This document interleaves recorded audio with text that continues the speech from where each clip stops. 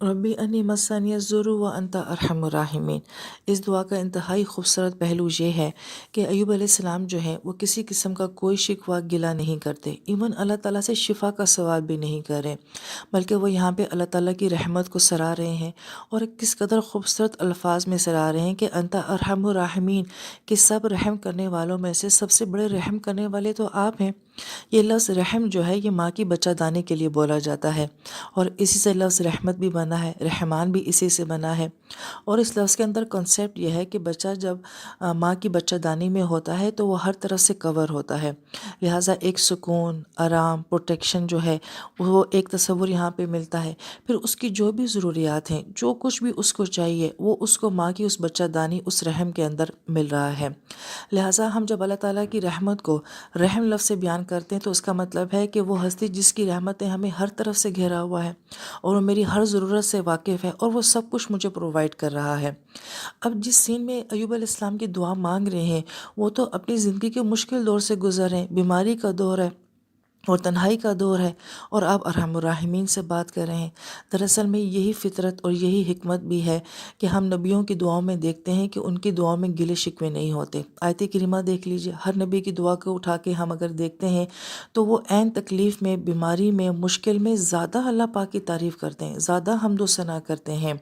اور اس بات کا اندازہ یوں بھی لگایا جا سکتا ہے کہ اگر میں اپنے بچے کو مار بھی دوں، اور میرا بچہ اگر آ کے مجھے یہ ہے کہ آپ نے مجھے صحیح مارا ہے اور میں ڈیزرو کرتا تھا مارنے کو، آپ نے کچھ غلط نہیں کیا ہے، تو ایک ماں کو اپنے بچے پہ کتنا پیار آئے گا، وہ اس کو اپنے سینے سے لگائے گی۔ تو ایسا بندہ جو کہ اپنی زندگی کے مشکل دور سے گزر رہا ہو، مگر وہ اللہ تعالیٰ کو یہ کہہ رہا ہو کہ مالک آپ انت ارحم الراحمین ہے، تو سوچیں اللہ تعالیٰ کو اپنے بندے پہ کتنا پیار آتا ہوگا۔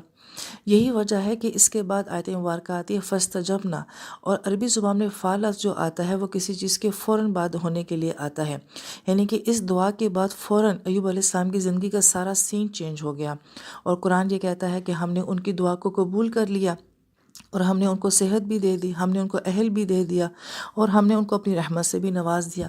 جبکہ ایوب علیہ السلام تو اپنی دعا میں یہ سب کچھ مانگ ہی نہیں رہے، انہوں نے تو نہیں کہا کہ مجھے شفا چاہیے، انہوں نے تو نہیں کہا کہ مجھے اہل چاہیے، مجھے دوبارہ وہی ایکٹیو لائف چاہیے، انہوں نے تو صرف یہ کہا کہ اللہ تعالیٰ مجھے دکھ اس بات کا ہے کہ میں اپنی ذات سے کوئی نفع نہیں دے پا رہا،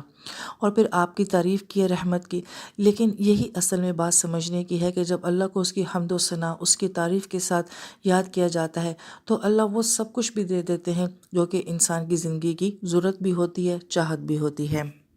اور اس کے بعد آیت مبارکہ میں یہ بھی آتا ہے وَذِكْرَ لِلْعَابِدِينَ، کہ عبادت کرنے والوں کے لیے اس دعا میں جو ہے وہ بہت بڑی نصیحت ہے کہ جو بندہ بھی اللہ تعالیٰ سے کچھ لینا چاہتا ہے، اس کی حکمت، اس کا طریقہ کار کیا ہے کہ شکوہ نہ کرے، گلہ نہ کرے، بلکہ اللہ کی رضا میں راضی ہو جائے، تو وہ جو چاہتا ہے وہ سب کچھ اس کا رب اس کو دے دے گا۔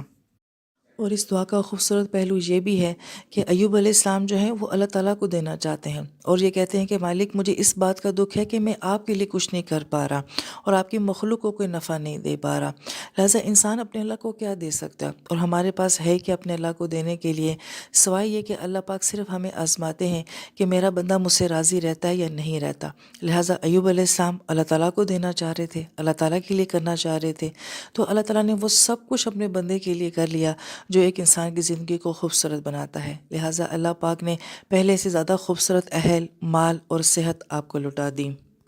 لہٰذا اللہ تعالیٰ ہمیں اس بات کو سوچنے کی توفیق نصیب فرمائے کہ ہم نے اپنے رب کے لیے کیا کیا، ہمیں اللہ تعالیٰ کی نعمتوں کے بدلے میں اللہ تعالیٰ کے ساتھ کیسا معاملہ رکھا ہوا ہے، نہ کہ ہم ساری زندگی یہی سوچتے رہیں کہ ہمارے اللہ نے ہمیں کیا دیا ہے۔ اللہ نے جو ہمیں دیا ہے، جتنا دیا ہے، ہماری اوقات سے بڑھ کر دیا ہے، ہم اس پہ اللہ تعالیٰ کا شکر ادا کرتے ہیں۔ اللہ تعالیٰ ہم سب کو شکر کرنے والا بنائے اور نفع والا